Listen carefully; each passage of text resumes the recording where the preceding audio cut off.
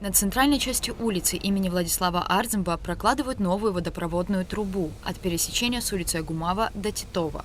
Здесь также заменят канализационные трубы. На некоторое время движение на данном участке будет перекрыто. Все работы должны завершить до 30 сентября. Также продолжаются ремонтно-восстановительные работы в парке имени Тараса Шамба. Уже завершена прокладка электрического кабеля под плафонами. Изготавливаются новые столбы освещения и укладывается брусчатка по всему периметру. В ближайшие дни будет завезено оборудование по очистке и фильтрации воды и начнется восстановление фонтана.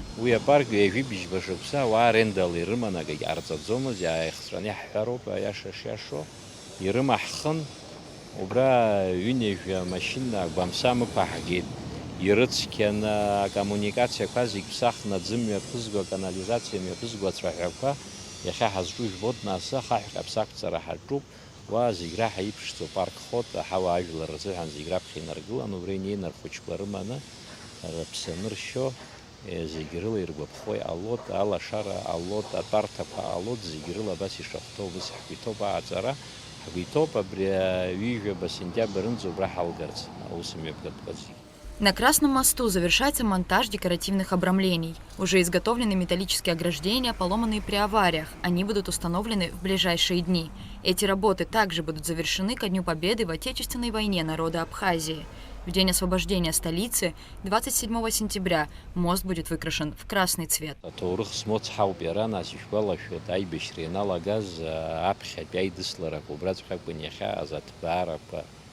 ورای شیزا آنی خوزا آن واب بیاتان کی گید بیسیک جیلی وبرینا مدنه وبس یتزبید اکلا که خدا اری تورخ سموات حی شخطو یشنی شخطو على روح حنو بریگی بری حمش ناسیخه سنتا یدروید یوبیلیم شی حمو یوجو بسنتیا برزو وبرانزو بریگی حلقوتی شخطو علوت.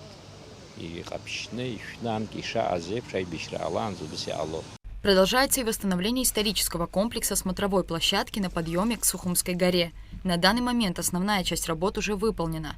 Также Горстройпроект завершил ремонтно-восстановительные работы горельефа на каменной подпорной стене по улице Дзидзария. Все ремонтно-восстановительные работы были проведены с нуля, восстановлен горельеф в первоначальном виде. Глиняные фигурки были обработаны специальными средствами, чтобы они не разрушались со временем. Также горельеф из 10 элементов подсвечен и заменены столбы освещения на данном отрезке улицы.